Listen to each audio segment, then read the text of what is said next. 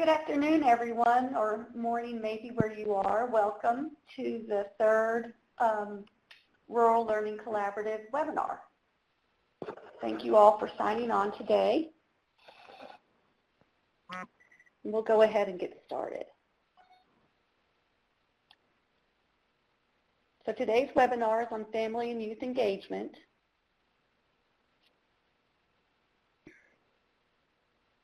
My name is Shannon Robshaw. I'm with the TA Network for Children's Behavioral Health, and I'm the lead point of contact for the Rural Behavioral Health Learning Community, along with Ray Beaudry, who's not able to be with us today, but if you need any information related to this learning collaborative or want to give us suggestions about topics that you would like to have us feature on a webinar, we would love to have your suggestions, and you can contact either me directly or Ray. And I wanted just to let everyone know that we have had two previous webinars in the Rural Learning Collaborative, one on the opioid epidemic and how communities can deal with that, strategies for addressing those. And then also the last one was on provider network development in rural areas and featured New Mexico's work with telebehavioral health, Oklahoma's work with mobile response and crisis stabilization, and Southern Illinois' efforts to increase the availability of evidence-based practices. We can share the link with you if you would like to see those previous webinars. I think Gary's going to put the link in there it is right there in the public chat box. So if you would like to see either of those, we invite you to take a look. Our next webinar will be on October the 6th, and it will feature partnerships with faith-based organizations. And there'll be a registration link for that at the end of this slide deck, and also it will be coming out in the TA Telegram a month or so in advance of the webinar. By registering for this webinar, you've also been automatically added to the Rural Learning Collaborative listserv, and you will receive a copy of this webinar recording following the close of the webinar. We'll get it out in the next, I guess, week or so. But you will be getting that. If you do not want to remain on the listserv, please just contact, again, Ray or myself, and we will remove you. But we invite you to use that webinar to also communicate with each other and share resources. Gary, do we have that poll ready to ask people? So I would like to find out who we have on the line today so we can understand our audience. So if you see the poll, we want to know which best describes your role in your work. We have Family Engagement Lead for System of Care Grant, Youth Engagement Lead for System of Care Grant, Local or State Family-Run Organization, Local or State Youth Organization, a System of Care Grant Project Director, other System of Care Grant staff, a Local or State Mental Health Agency staff, Healthy Transitions Grant staff. And I thought we had another, but I don't see it. And so if you could just complete that to the best that you can. And I really very much appreciate those of you who have populated the chat box with who you work for. That helps us as well. And I've seen some really interesting affiliations. I see Arizona Supreme Court. I saw someone earlier from a guardian ad litem program. So it looks like we really do have a pretty broad audience here. So we're very excited about that. There's a lot of variety of people here. Okay. Gary, do you think it's time to close the poll? Okay. So, all right, so about Family Engagement Lead, Local or State Family-Run Organization, prominent SOC grant project directors also, and then other grant staff. Not as many youth on the line as I would have thought, but that's interesting to know. We might need to think about different strategies for engaging with the youth organizations. So thank you for that.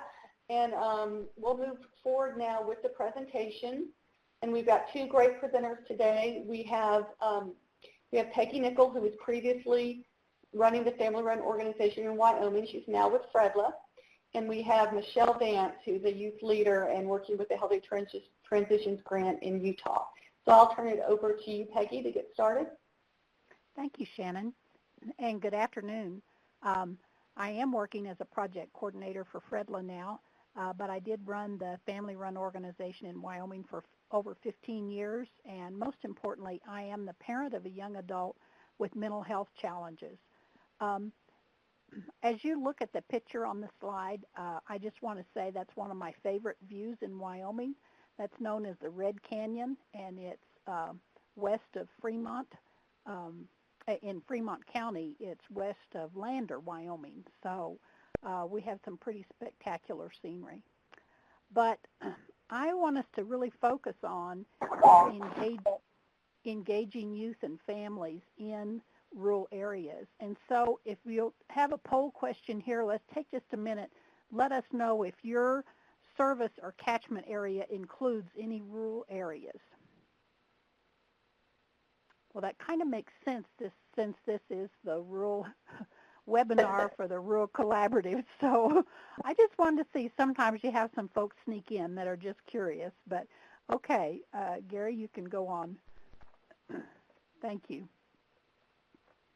As beautiful as most rural areas are, I'm sure you all know, since you have those areas in your service area, there are a number of challenges and barriers to living and working in rural areas.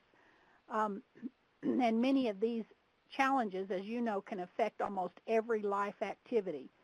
I've lived here in Wyoming for the past 23 years, and our state has the lowest population of all 50 states, with just over 585,000 people.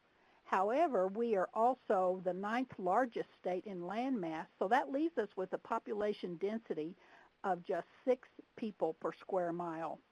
We often quip here in Wyoming that we have more critters in our state than people, and I really do believe that's true.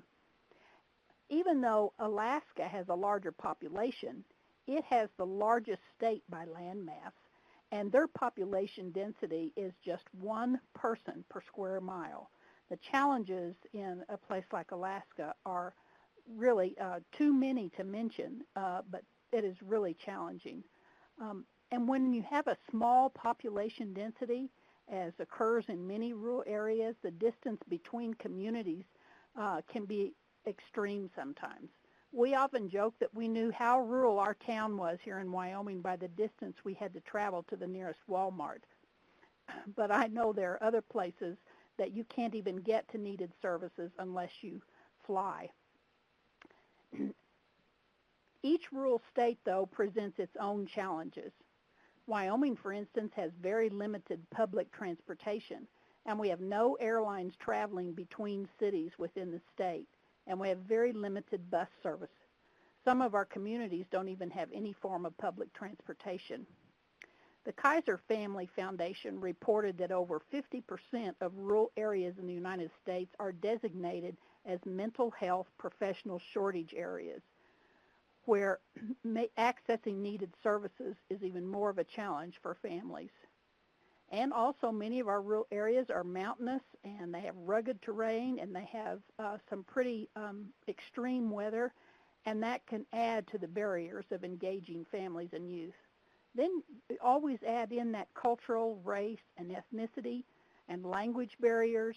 It can really cause engaging youth and families to become pretty tough and pretty discouraging in some areas. Also, a number of our rural areas include Native American reservations, and that's true here in Wyoming as well. So most of the challenges and barriers that we just discussed, plus a few more, can greatly affect how agencies and organizations are able to engage families in rural areas. There are several strategies that your organization could use to help address these challenges for engaging families. Oftentimes the first one is transportation for families. And You can provide stipends to cover mileage or other travel expenses so that they can participate in your meetings, whether it's through your system of care grant or even just team meetings and planning meetings around their child and family care. This also can be done with gift cards for them to help cover their gas for transportation. You can also connect families to meetings by phone or internet, but so that you can ensure that you have their participation and their input. And some organizations may choose to actually offer transportation services to families if they have no other option, but the organization must be sure that they carry liability insurance for transporting families.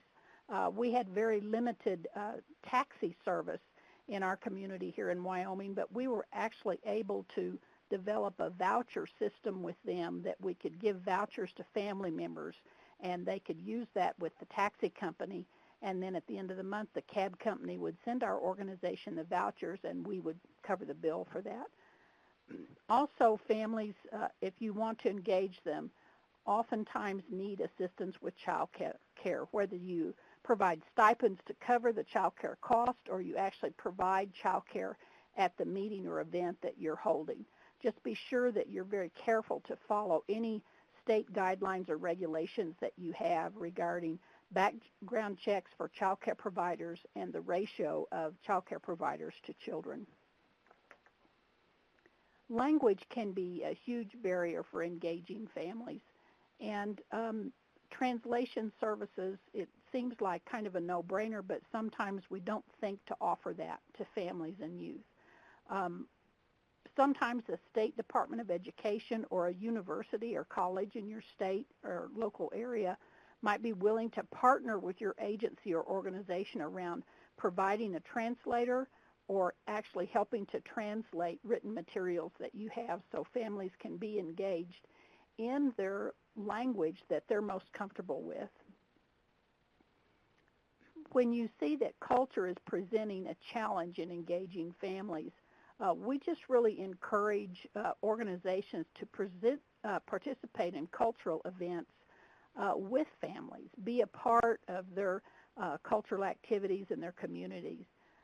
Our family support partners here in Wyoming were often invited to participate in tribal activities on the reservation, and this really helped strengthen the connection to families and help the family feel like a part of participating in other things that the family organization was doing to help support that family in reaching their mental health needs.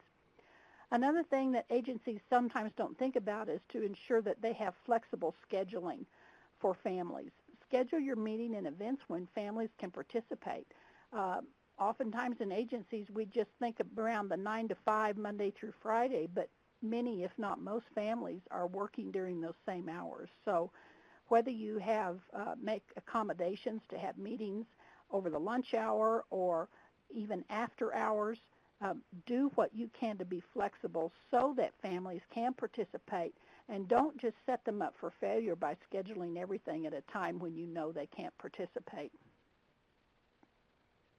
I think one of the most important things about reaching families and youth in rural areas is to really be unique and tailor your services and activities to address your environment and your needs. There is no one right way or strategy that's for everyone. You have to know your area's needs and be creative. You have to know your community and you know the families that are in your community that you're trying to reach, and be creative in reaching out to them. One way that our family organization in Wyoming was able to reach the whole state and some of our rural areas was to develop a regional office system, and we had 6 regional offices across the state. They were able to partner with our community regional mental health centers, and each one of those offices was able to tailor their services to the unique needs of that community. Even though the core services that we offered to families were consistent across all offices, they were able to be implemented with some flexibility to really address that specific community needs. One of our offices was located just off the Wind River reservation, and so our family support partners were often involved with tribal families in different ways than any of our other offices were, but that helped make a solid connection with families in that community. As you know, in rural areas, collaboration is critical if you're going to be successful in engaging families. Your agency or organization should be visible at as many community activities as possible. Many rural areas may not have adequate resources to have a family organization devoted to children's mental health. So one strategy you can use is to look at connecting with other existing family organizations like Family Voice or other organizations that work with families that have children with disabilities or other special health care needs. Also, you might consider setting up outreach points in remote parts of the state. You can use community centers, public libraries, or other agencies where you can have space to meet with families maybe on a monthly or quarterly basis. Then you can set up a periodic schedule where you have support groups or educational workshops or just listening session with parents. Let the parents in that region know when you will be there and where you will be meeting, and then go there on a fairly regular but periodic basis. It's a good way to connect with those that are really in remote areas. And as we all know these days, you have to use multiple platforms to provide information to families and to allow them to provide input if you're going to engage with them. It can't just be one way like we always used to do it, just send a newsletter or just call them or just ask them to come in. There are many creative ways that you can involve and engage families so that they can provide input. You also will probably need to develop a mailing list for old snail mail that's targeted to reach families that don't have internet access, because in some rural areas that's still not a possibility. Or you may have families that, due to low socioeconomic status, are unable to access any kind of technical connections. You also might consider developing resource centers or informational kiosks in community gathering places like libraries and faith-based organizations, schools, even medical clinics or food banks, other places where people gather. You could have informational brochures there about your project or your organization, and maybe at health fairs and other community events, you could actually have some of your family support partners on site to actually engage one-on-one with families and youth. We've even used opportunities like that to actually sit down one-on-one with families and be able to collect some input from them around projects and activities that we were doing. So it's kind of the go to them where they are, where they're going to be, and make your project and your organization and agency visible to them and be there. Let them get to know you. Also, don't forget to use free radio and public TV to get messages out. Sometimes that's available and we don't even think about it, but it's a great way to reach families. At least let them know your project is there or your agency is there and what it is that you have to offer them. And always give them contact numbers and emails so they can reach out to you. And you can host conference calls and webinars, again, to gather family input. You could have it like a listening session or a focus group, and you could do it all virtually. And then you might be able to record these sessions and archive them on your website so that families can access them later. But you can use these so that families can have input into your grant activities or other activities that you're doing as an agency. Another strategy that might prove helpful in real rural areas is to host quarterly parent support groups or training activities in different remote areas. And I might suggest that you'd rotate which region of your catchment area that you hold these events. Don't always hold them in the same place, but rotate going to either different parts of the state or the county where you're trying to serve families, and get out into those really remote and rural areas. You can also, if you have a support group like that or a training event, you might enlist a local family member to actually help co-facilitate the activity with a more experienced family member or someone that is a part of your grant staff or your agency organization. Again, it's going to them where they are, even if you have to do it on a quarterly or rotating basis. I know that I've kind of run through a lot of things, and probably most of them were things that you already knew, probably things that you're already doing.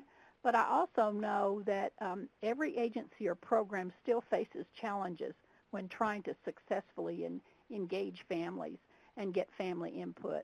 So I want you to think a minute about any challenges or successes that you might have experienced in your family engagement.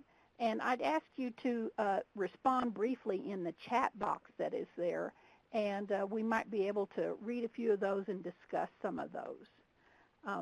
Shannon, I'll let you take it from here. Sure, and we did have one question already, Peggy, come in from Kathleen Pino. She's asked, does this mean we were able to provide child care or stipends to families that we interviewed? She didn't know that that was possible. Unless there's a restriction with your funding.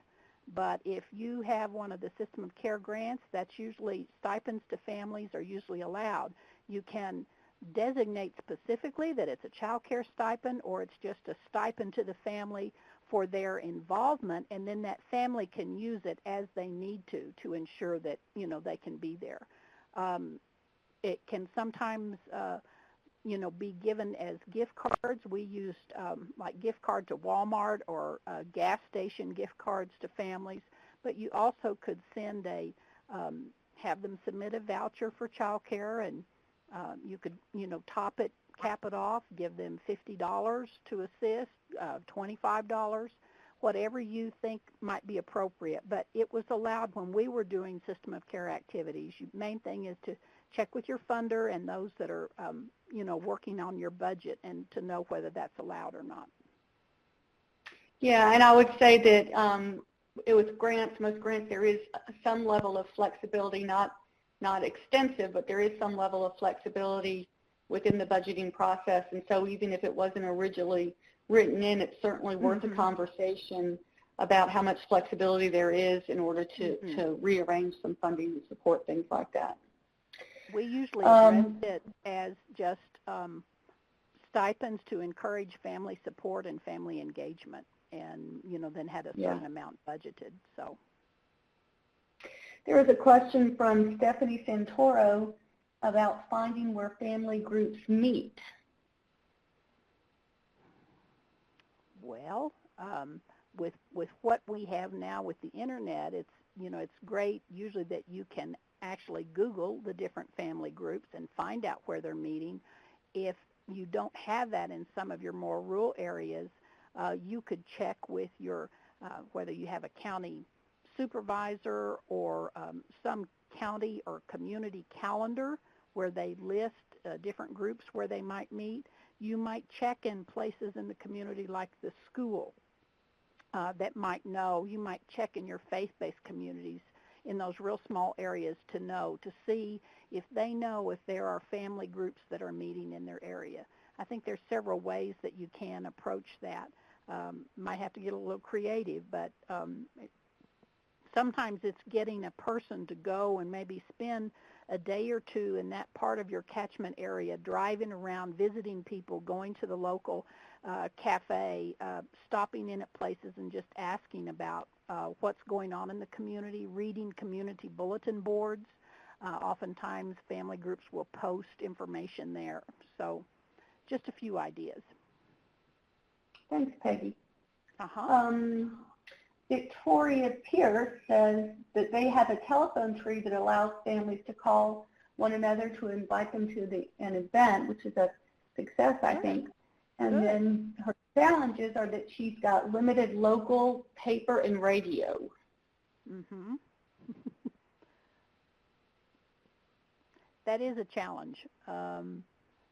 And sometimes the paper that is read in a local area will be from a larger community or town, Mm-hmm. and getting ads or information into those is really tough, and oftentimes you may actually have to just go to paid ads, which is very hard, which is why we always found it more successful in getting into schools or community centers or even medical clinics, the community medical clinics, to be able to just post some of your information, or if you're going to have a listening session or focus group, just get them more in the local areas themselves. I'm gonna take this last challenge for you to possibly get some ideas, Peggy, Okay. and then we'll move to Michelle, and we can come back to Okay. general question and answers at the end. But Kathleen had one more challenge that she says they really only talk to the families every 6 months when it's time to complete an update or recruit new families. There isn't any activity in between except for the services they receive from mental health or DNA, etc. Every 6 months makes it tough. Mm-hmm. I would encourage, if you can, even to do some activities in between that aren't necessarily related to their service provision or filling out data requirements, filling out those endless forms for grant participants. Host a community picnic. Invite all your folks that are there. Get members of your agency or your board to actually donate the food and bring the food. We've had community picnics in the park and where families could come and just engage together. And we had then staff from our grant would just kind of mingle with them and talk with them. How are things going? Is there something that could be, happening better, or that would really improve things for success for your family involved in this project? And so we did more really casual things with them and helped them begin to get comfortable engaging as families, and then also with our agency and program staff. But if you don't have money in your budget, then go to your staff and go to your board to help them donate for a community event that you could do. That's just one Thank you, suggestion. Peggy. Sure. And thank you for your presentation as a whole. It was very informative. We appreciate that. You're welcome. So, well, let's move to Michelle Vance, who is a youth leader in Utah. So welcome, Michelle. Thank you for joining us. Awesome. Thank you. So my name is Michelle Vance. I work for the Department of Human Services here in Utah. I'm working on healthy transitions as well as systems of care here in Utah. I also serve on Youth's National Board of Directors. So I've been involved with this work for longer than I want to admit. I'm getting to the older side of the young adult spectrum, but I feel like I have a lot to share with you guys. I definitely want to just build on what Peggy has already told you, right? So the challenges and barriers and attendance and engagement that exist for families exist equally, definitely, for young adults. But I just want to share a couple of things in addition, some tips and strategies, things that we've learned in Utah with you guys, and hopefully you can get some ideas, better ways to engage youth in the rural areas. So you'll see on my picture, these are 3 of my favorite places in rural Utah to visit. Got Moab, I think everybody really knows that, with the red arch, and Price, and also Montezuma Creek in Utah. So those are my 3 favorite areas to visit, and those are 3 areas that right now I'm working in often. So I want to do 2 poll questions with you guys, and this first one is, do you work with young adults, youth and young adults in a rural area?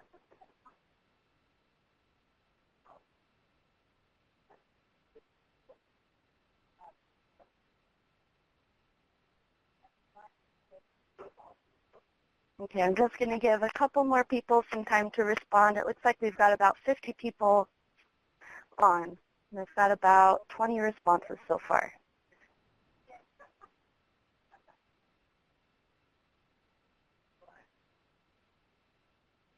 All right, so it looks like the majority, way more than the majority, we do work with youth and young adults in a rural area. Great, you guys found the right webinar to be on. So the second question that we have, are you a service provider for youth and young adults?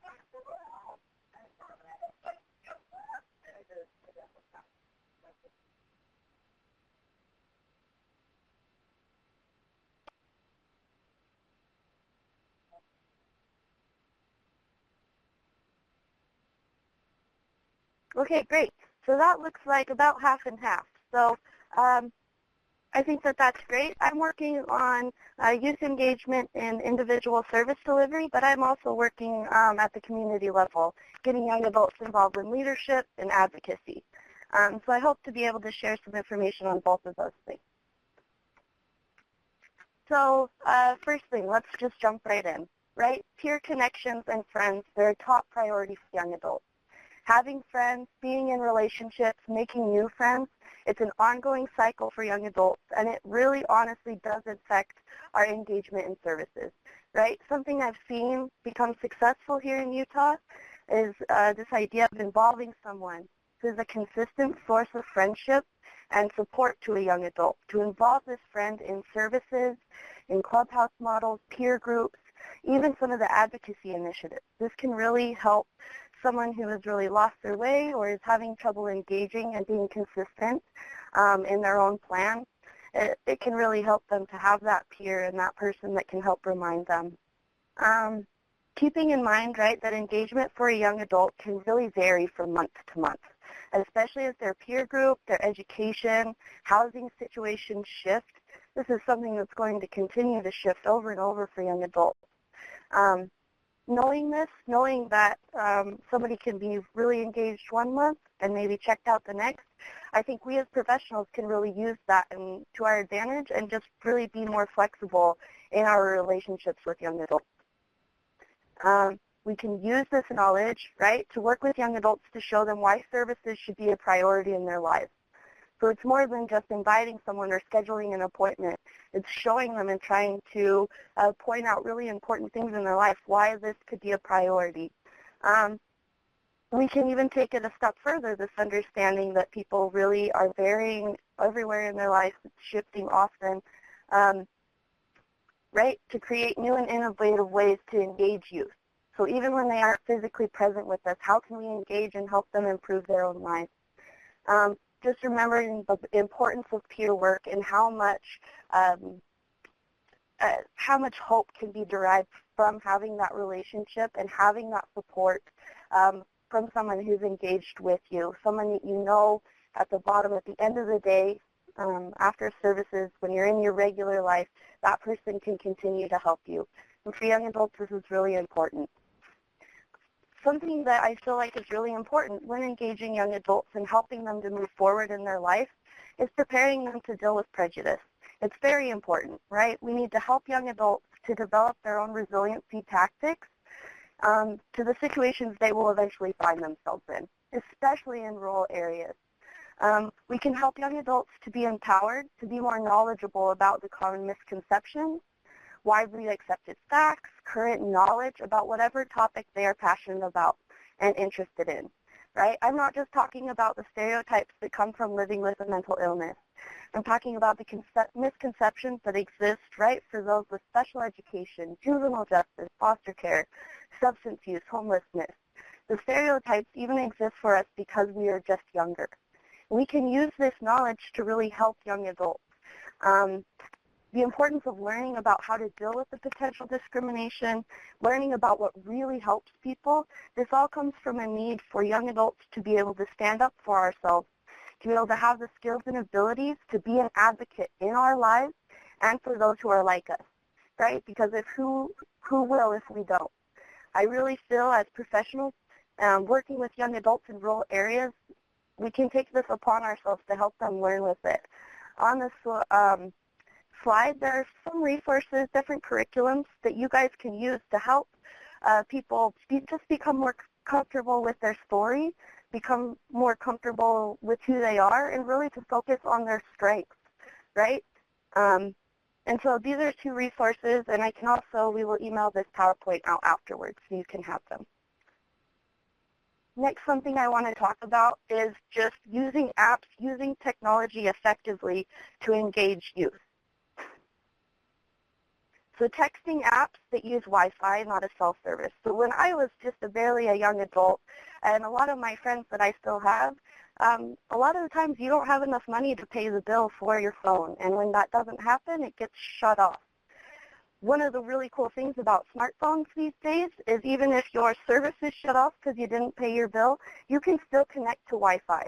And so these are some suggestions of different things I've used in the past to connect with young adults who don't have that consistent cell service.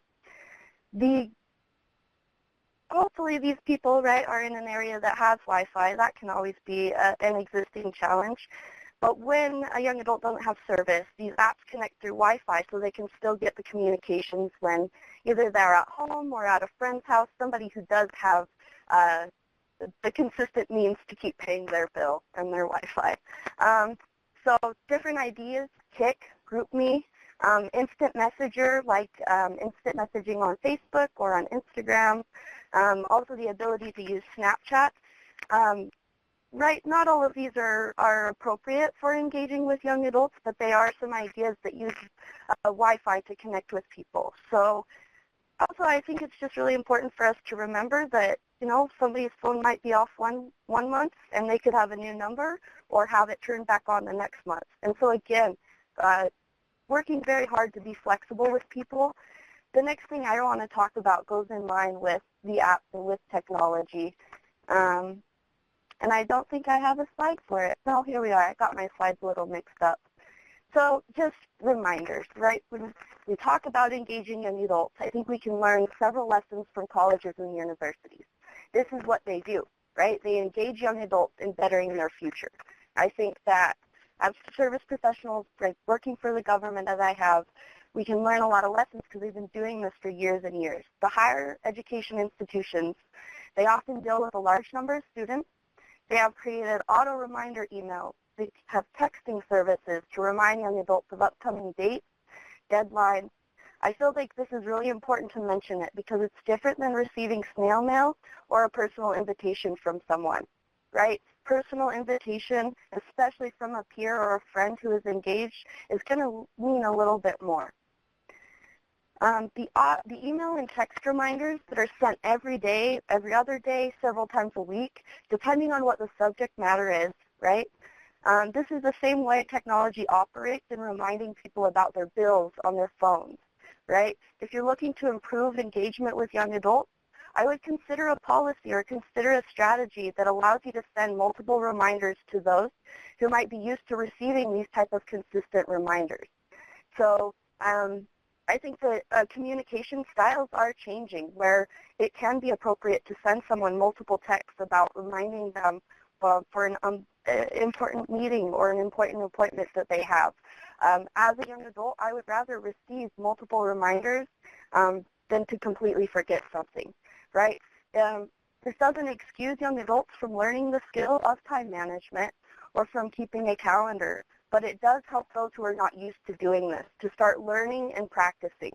As partners for the young adults, we can be especially helpful for us to provide advice or training on young adults how to manage this type of correspondence. When I first started this work, I didn't keep a calendar, and it's really because I really didn't have that much going on. And so I would have appointments, I would schedule them, but I honestly missed about 90% because, you know, 3 weeks later I had forgotten. But it really started a practice, and you really have to ingrain using a calendar, keeping it, and we're in a position to help young adults do that. The role of university campus here in Utah, they've been very beneficial partners for us. I would highly recommend, you know, creating relationships with a local college if you're doing this work. Learn from how they are engaging with young adults, how are they reminding and getting them there, and just learn from those lessons. I'm going to back up so I can reach this and talk about this point that I have. So training. Young adults need training. Just as you're going to start any position in a new role, you need information, you need training on how to be in that position, how to be effective, right? A lot of times here in Utah, I see professionals ask young adults to come to the table to share their voice and to be engaged, but there's not a lot of support for them. They're just expected to show up and participate in how we want them to. I would like to flip this, and I would like us to empower young adults to come to the table and share what they want to share with us, and truly get that authentic voice, right? So the more information we can provide young adults, the better. Providing training in different formats, online, interactive, things they can read, or audio-visual. This will engage different types of young adult leaders. In Utah, we try to connect our young adult leaders to continuing education workshops, curriculums, work groups that they're interested in. Again, I'm focusing on community and advocacy work in this section. But we try to provide opportunities that are individualized to each advocate and leader we work with. When possible, we ask young adults to become facilitators or trainers for a subject that they have been trained in and are passionate about. You'll see on this slide, I've also included a list of training topics that I have found helpful when beginning our young adult groups in rural Utah. We have hosted this information for new advocates in many different formats, right? In training summit events, individual work groups, even in community activity, similar to what Peggy had mentioned in one of those community events. So you can see this list hopefully online. You know, how to self-advocate, how to advocate for others, communication styles, how to communicate with people who are a lot older than you, suicide prevention. That is a really big request here in Utah. Suicide prevention for the community, for young adults to know how they can help their peers. Leadership styles, protective factors versus risk factors, information about wraparound, specific diagnosis, anything that we can help a young adult to learn and be better, that's what we're going to do.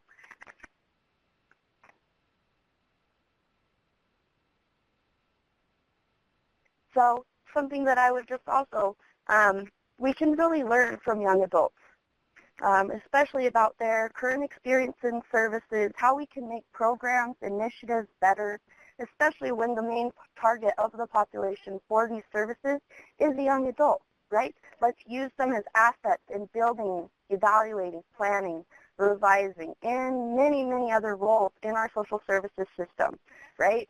We as professionals, by sharing knowledge, responsibility, decision-making power with young adults, it keeps our services, programs, initiatives, it keeps them current and it keeps them innovative. And if we're going to make improvements, who else can we get that advice from than the people who are receiving those services, right? Consumer voice is so important. But we really, through training and through advising and consistently working with young adults, I really do believe, and I've seen it happen time and time again, that the extra effort that we put in engaging them and including them and reminding them to be a part of this work, it really will be worthwhile. We've seen some great changes happen here in Utah because of this. And I just really whizzed through my part there. I hope that you guys all got something. I would want to, just as Peggy did, I want to open it up for questions and answers. And maybe give some, if you guys have any questions. Also just talk about challenges or successes that you guys have experienced. So this first question I would like you guys to respond to in the chat box if you can. What challenges or successes have you experienced in youth and young adult engagement?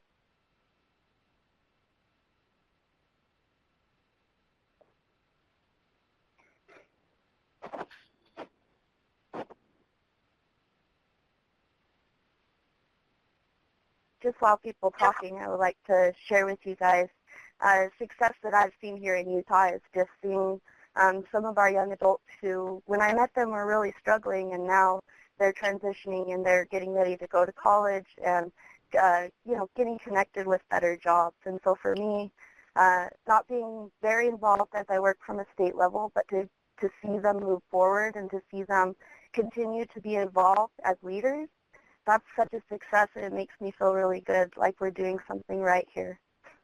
So one response that I got that we got here is we have been able to go into a classroom and ask youth what is the best form of communication that works for them. Right? That's perfect. I think as you guys look at tips and strategies, just asking people, I know it does take more time and it can throw off the timeline of your work, but really engaging and informing young adults, seeing what they would prefer is really a key, is a good best practice. Another success that people have seen is bringing youth from all over the county school districts together at several events per year.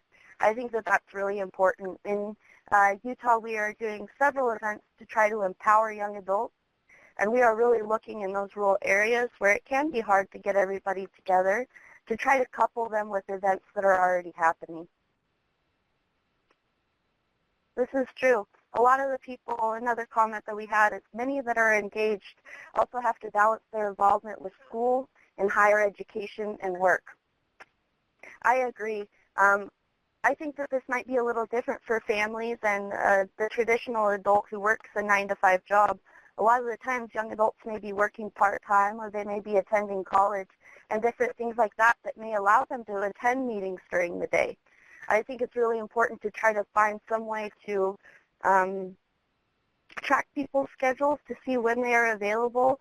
I always try to sync my calendar. I invite our young adults to make a Google account because the calendar syncing is just a lot easier.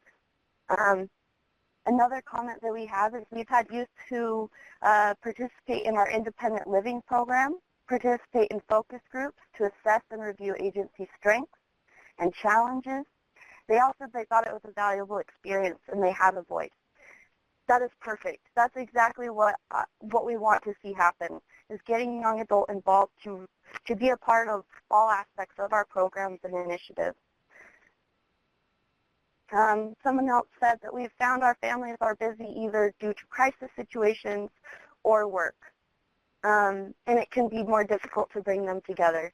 I agree. I think something that's important for young adults especially is to hold things consistently. So if I miss it this week, I can plan on it happening again. Someone else commented that there are some who open up to me very easily. The struggle in some that are very self-conscious. They tend to cave and just connect with their known environment, especially if those may be homelessness. They do not think it's possible to be on their own as working on their strengths in school or workforce. I can see how this happens, right? I really do. I would say that I was a young adult, let's say 5 years ago, I was. And I was someone who was homeless for a while. And I know that I had people who reached out to me and they tried to get me connected, and I had to get to a point within myself to be willing to engage and to be willing to open up and let people in. Being homeless is really hard. When you're dealing with mental health issues, it can be really hard to get outside of yourself and to speak up. So one strategy, I guess, or something that I would share to connect to that thought would just be continue to reach out in multiple ways, right? There was a long time where I didn't respond to voicemails or to my phone, but if somebody emailed me, I would respond. Things that helped me to not be so self-conscious when I got involved with this work or even in my treatment services was, again, going back to that education. The more I understood how many people were dealing with suicide, how many people were dealing with mental health, and how many people use that to their advantage and were doing really well. The more I understood that this wasn't like a sentence, something negative that I had to deal with, it really helped me to open up, and it really helped me to be more of someone who would speak out and talk about things that are often taboo, or, you know, I know that I might be judged on or face discrimination. So Kathleen just mentioned that she likes the idea of educational forums for the youth and young adults who we work.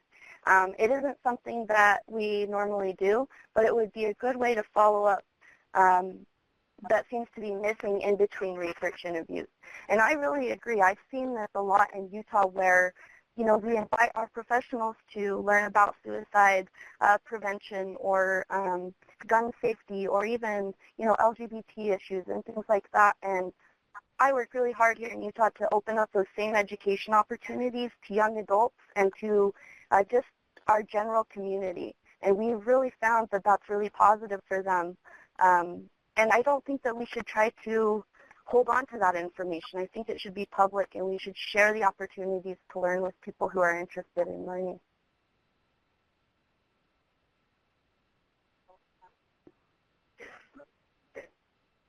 And so I would just kind of want to, just shift. And if you guys have any questions for me or any comments, maybe something that stood out during my talking time here. Mm-hmm. Or for Peggy as well. Mm-hmm. You can take general questions.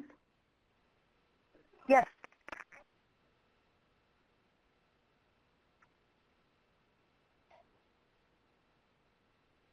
See, Victoria's typing.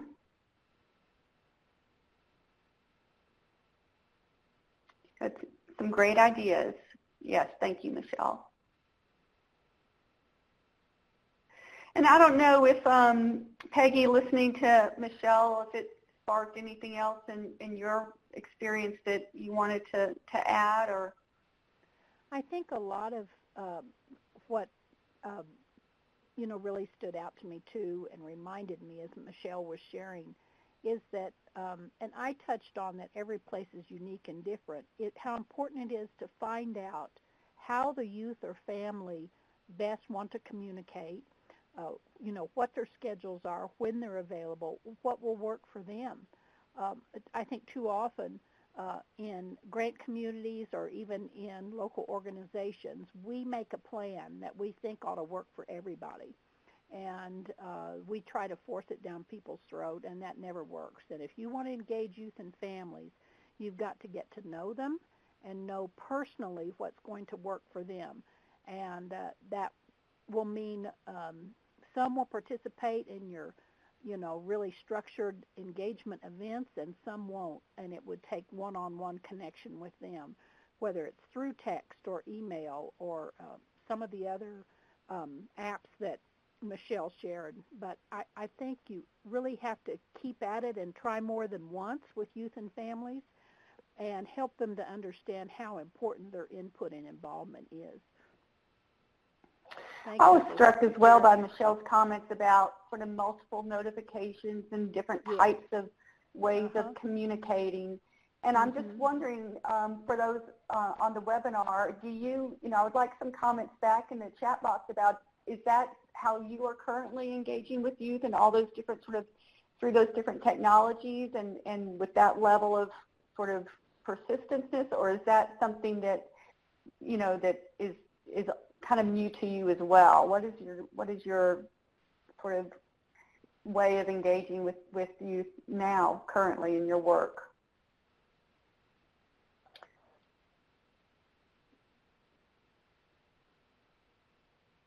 We got some folks responding good.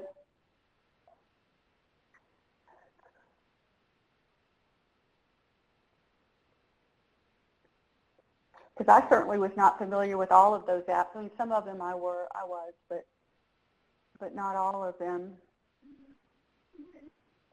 And I think sometimes we tend to think we are bugging people, if we try to notify them more than once and use different types of communication mechanisms, whether it's email or voicemail or text. But so that was interesting to hear that really may be okay.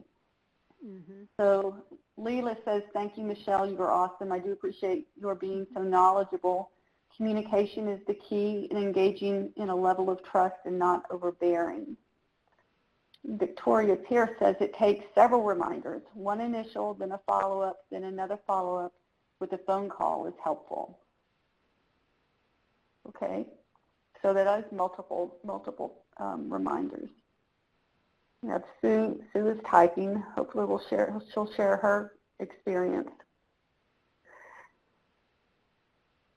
So Michelle, so you really do feel like, that there is sort of a culture shift going on with young people these days, and they're on their devices all the time, and so it's not at all unusual to get multiple reminders, and people don't get offended with that?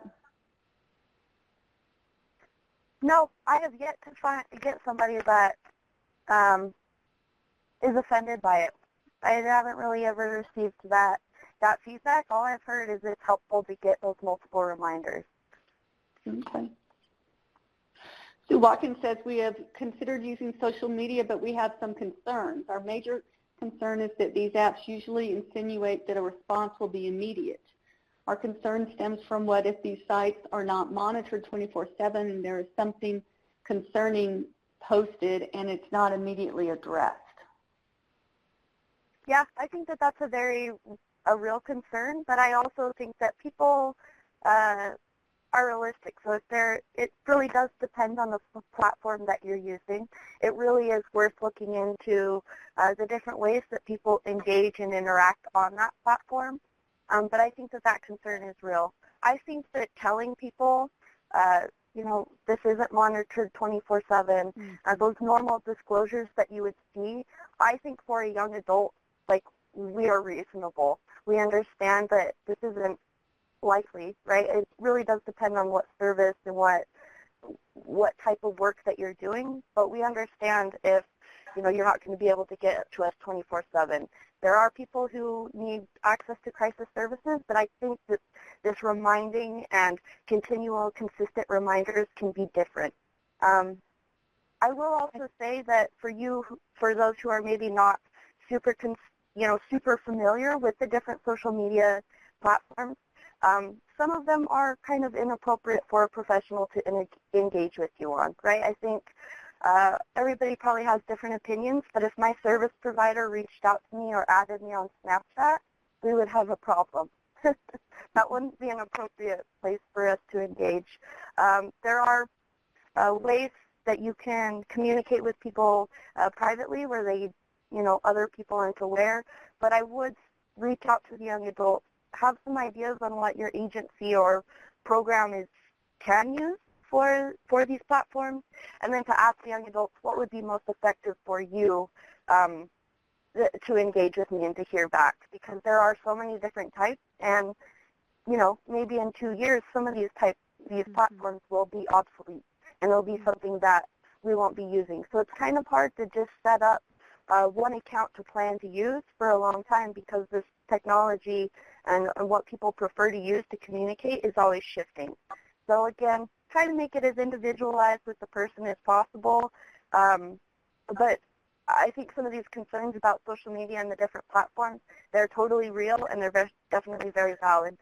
So those disclaimers about not getting right to it are pretty important. I was just going to say, I think something you could add to the disclaimer, saying that, the site's not monitored 24/7 or whatever. Encourage those that are participating or using the site, if this is an emergency, please call either crisis hotline or local community mental health center or emergency room, and actually put numbers on there for them. We actually did that on our voicemail message on our phones when people would call our organization and thinking we're just going to be there anytime, day or night. We actually gave them some other options of where they could call in the event of an emergency. That's a good point, Peggy.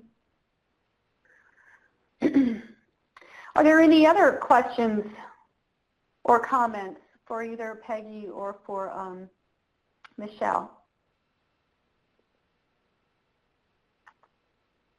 If not, I think we're going to wrap up nice and early and give you all some time back in your day. So here's the contact information for both Peggy and Michelle. They're gracious enough to let us share this with you all, so you can contact them directly with any other questions or comments that you may have. And then this is again the date for the next Rural Learning Community webinar. The topics is scheduled to be partnerships with faith-based organizations. And here's the registration link right there at the bottom. I don't know that you will be the question is, will we get anything stating we attended this training for records? You will get you will get a copy of you will get a link to the YouTube site to replay the webinar, and I think get a copy of the slide deck. But Gary, I don't know, do we get anything else saying that they attended? Do you know? Gary says no. Okay. All right. Well, if someone does need something for some sort of documentation, we could probably provide that to you, if you email us with a special request, but it's not standard practice at this point. All right. So we thank you all for joining today, and especially thank our presenters, Michelle and Peggy, for great information and some good inspiration as well about how to engage with youth and families in rural areas. And I thank everyone for their participation, and I think we'll just break a little bit early. Thank you very much.